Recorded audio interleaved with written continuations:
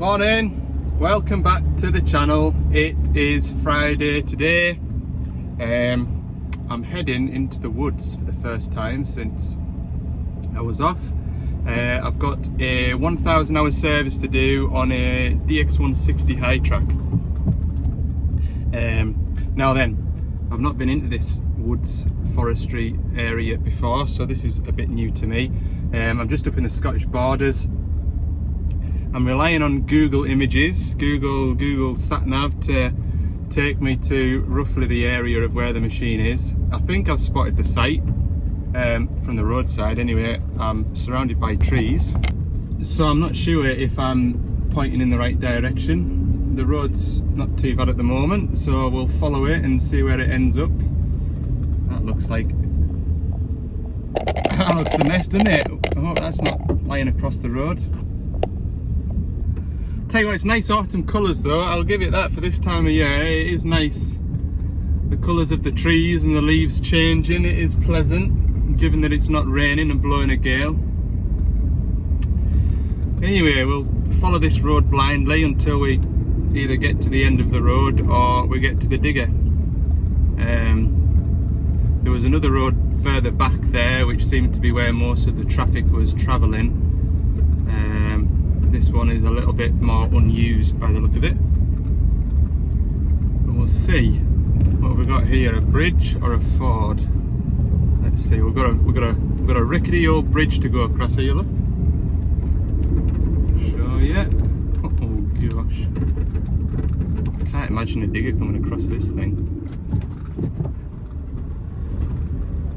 Right, you will join me, hopefully, at a big orange digger. Let's see. Okay, I've turned up at somebody's house, believe it or not. Right. I better have a look at this Google Maps then and see how else I can get to this dig. Is that a road? I'll show you what I've got to look at. That little red dot there is where the digger should be, and I am there. So what I use is Google Images to use the road to get to the nearest point where that dot is, and unless there's a new road through this forestry here, join me when I'm a little bit less lost. Right, we'll try again. We'll try this road. I've been in here once before, and that would be about easily 10 years ago. Maybe 8 years ago, but it's a long time since I've been in here. And it wasn't for a forestry, it was for, what was it for? There's a water pipeline I think that goes through here, and there was a machine on here for digging a water pipe in. So I think I just follow my nose now. This is definitely as you can see by the road, it's a much more used road. Sometimes the roads are well used, other times they aren't used very regularly, or it's a long time since they've been used. But this one's definitely rough. Right, we'll have another go anyway. Right, we've made it, and it was that forestry site over there that I could see from over the hill, but I was just the wrong side of the valley. Right, 1,000 hour service on this high track. It's a -7. It's done 3,000 hours so far. We're doing that, and then also he's got an issue with tension in one of the tracks, which looks like it's that far side one there. So we'll have a look at that too. I've got new grease valves and stuff, and some new teeth as well. Look. Woo-hoo. Okay, I'm gonna put me mutty. Might put that one on. I think I will. I probably should. I definitely will. Okay, so I'm beginning to remember what all I need to do. Like riding a bike, isn't it? I've got my hub oils draining, engine oil's draining. We'll get all the filters in this cupboard changed out now. Pilot filter, engine oil filter, fuel filter, fuel filter. Yes, easy, easy. So, looks like we've got everything. There's cab filters as well. I must remember to pop them in, because if I leave them on there, they're out of sight, out of mind. These are the grease valves. Talk a bit more about them when I dig the old ones out and see what's going on, because there's a bit of information I can give you about them. Right, what do I need to do? Turn the fuel off and then take that first filter off. Right, okay. Right, I've been catching up with the driver, just chatting away a bit. We're all done in here, just got the fuel to bleed up. When I do these, I am in the habit of turning the fuel back on, and then just pumping this up till I've got fuel in it, and then this little electric lift pump here takes over and it'll fill that up. And normally with the ignition on, by the time I've reset all the filter lights in the cab, all fuel's bled through. So I'll come back around to here and just crack that bleed screw off and just pump all that through. I'm just going to do the hydraulic return filter, get this one done, and I've got gear oils to put back in and engine oil to go back in, cab filters. So we're making good progress, but the weather's good, like, can't complain about that. Gentle breeze, not too savage. There's that harvesting site that was near. I was trying to find this machine. See the vans there, look, getting all that wind blow tidied up. I wasn't far away, I was just close but not close enough. We're getting there now. I'm on my last gearbox oil, and I tell you what, the most manual labour I've done in about 3 weeks. But I'm coping, I'm surviving. I don't feel exhausted yet. Probably hit us when I get home later. But no, we're coping. It's been nice getting out in the fresh air, into the woods, nice and peaceful. Can't complain. Weather's good for the time being. I've just got a couple of cab filters left to do and reset the service clock, and we'll have a look at this track tensioner job, see what we can see. Right then, we'll reset this service clock in here. That one, user menu, maintenance, expendables, reset. Do all these that need doing. Need to have a look at the tracks. I'll not forget to look at these tracks. Right, now that that's all done, it should start, I think. They usually do. There we go, lovely. Bit of a hiccup there, we'll let it run. I'll go and check my filters for any oil leaks. I'll have a look at this track and then we'll run it up and check pressures, I think. Oh, it's stopped. It was supposed to do that, honest. It was supposed to do that. I'll go and pump that hand primer a bit. Right, so you can see there's a bit of sag in this track when you compare it to the other side. The operator's reported that you can't get the track tension to go up. So I've dug it out, and you can see in among all the muck here, there's a lot of grease about. So we want to investigate where it's coming from. Now, I'll probably just stop it and then turn the light on. Hang on. If you look in there, you can see the grease nipple and this valve here. So this is a new style track adjuster where we've got two inputs, so to speak. So you pump your grease in through the grease nipple as usual, and then to let the tension out we screw that one in, and to pump the tracks back up again we unscrew that gently until it comes to a stop, and I'll show you on the new one in a second how that works. But what I'm going to do is pump grease in, and I would expect I'm going to get grease coming out of this valve here. It might have had a knock or something, we'll have a look, but you can see there's a bit of grease in behind that plate that sort of locks them into place. Well, it's taken grease from my grease gun anyway, and it's tensioned itself up. I'm going to have him run it round and round now and just see if we can see anything leaking. Inside there. Keep an eye on it. while he tracks that round, I'll show you the grease points. So this one here is just a straightforward grease adjuster, grease valve. You just screw that in, grease goes in. This one here is what you use to remove the tension. So see how it's loose here. So it doesn't matter if that's just finger tight. If that's like that, that is absolutely fine. There's nothing, you're not going to get any grease out of it. When you screw that in, I can feel it's pushing it now. In here you've got like a needle valve on a spring. There's a spring inside here, and so you're pushing this valve down, which is going to let grease out of this hole here.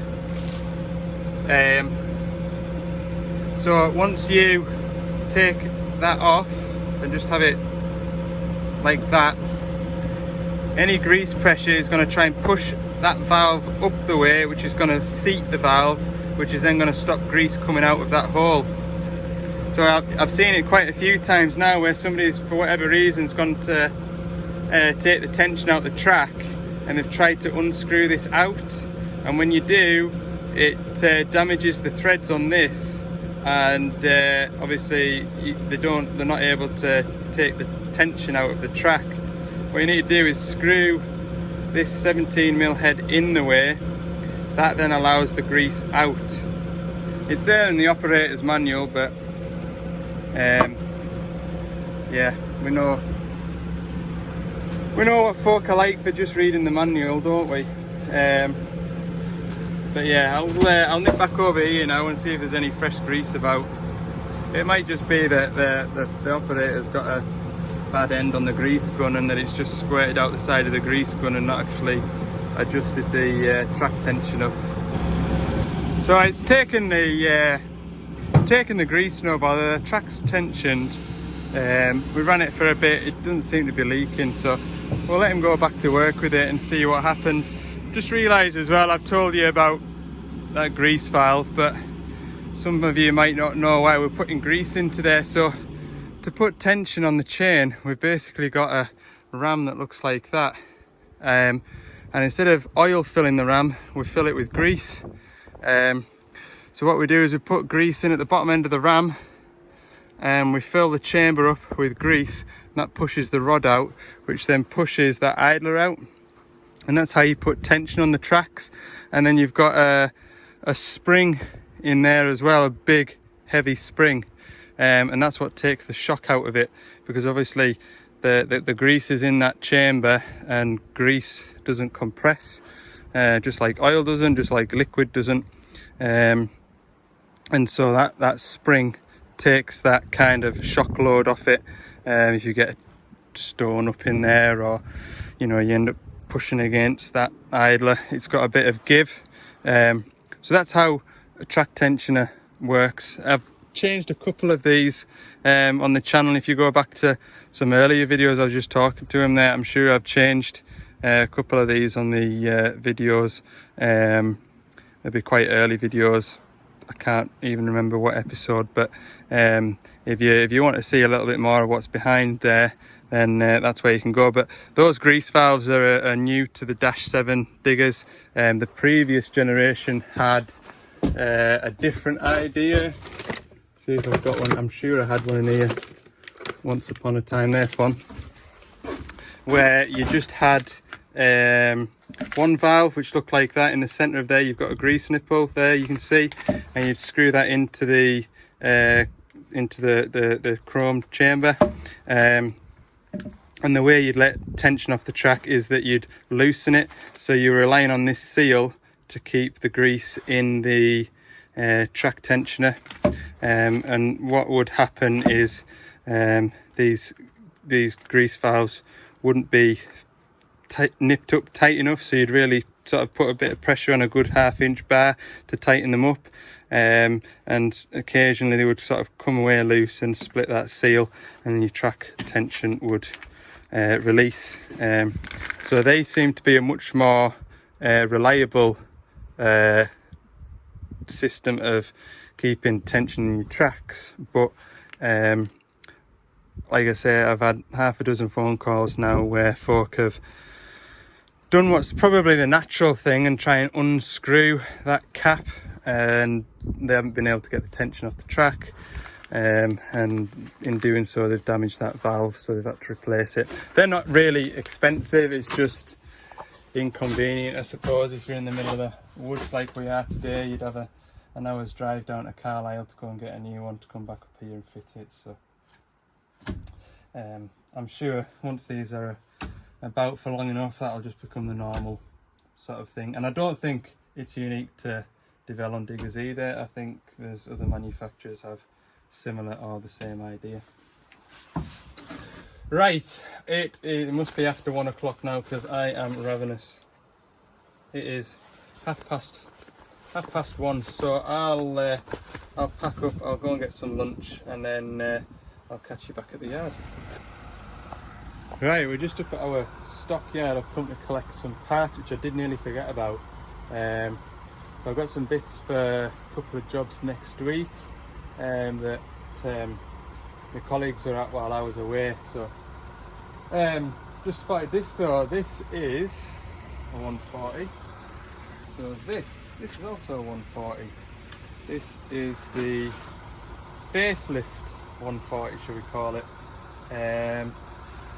Most of it, by the looks, is identical. I've just spotted something else that's different. But the biggest difference you'll see when you compare that to that, you've not got a step and handrails up the top. Deleted that, which gives a lot more visibility from the driver's seat. If you look through there now, don't see anything. Go around to this one. Spot the difference. And another difference that I noticed is it's got a different gauge panel screen. That's on the sort of pre-facelift. This is the after facelift. Don't know why that is, to be honest. But yeah, this looks pretty cool. I'll have a look in here. Right, well that's quite neat then. We've got AdBlue pump and AdBlue tank and refueling hose and control box for it there. In here should just be the usual norm. Everything's a little bit more compact, so I noticed that. See, the after treatment and the engine cover is raised up. This one's completely flat. So everything's sort of set down a bit, look. Yeah, it's a little bit more compact, isn't it? Looks quite neat though, all the same. Don't think anything should be too difficult to get to. Filters are right there. But this is a cool thing, look. So we've not got a step to get up onto the engine bay. Come round here, got a staircase. Batteries are in here. Air filter, pilot valve block still behind the cab, just set in. But to be fair, that's a lot more accessible than on that machine because you've got the air filter housing that sits here. So that's nice. I like that. And then up here, straight on top of the engine, look. Have a look in here. Yeah, nice, same engine and everything. Hydraulically I think they're the same as well. I'll have to do some online training, but yeah, this is the first one I've seen in real life. I've seen a couple of these on Instagram and bits like that at various shows throughout the year, but not one in the flesh. Anything else in the cab slightly different? Back of the cab's the same. Yeah, it's got this monitor. Anyway, I did always think if you show you the 140, here look, just this bonnet to open, probably locked. I'll See how the engine looks a long way down? And that'll be why it'll have been designed almost for that alteration. Cool. Cool. Yeah, look at the visibility through that window now.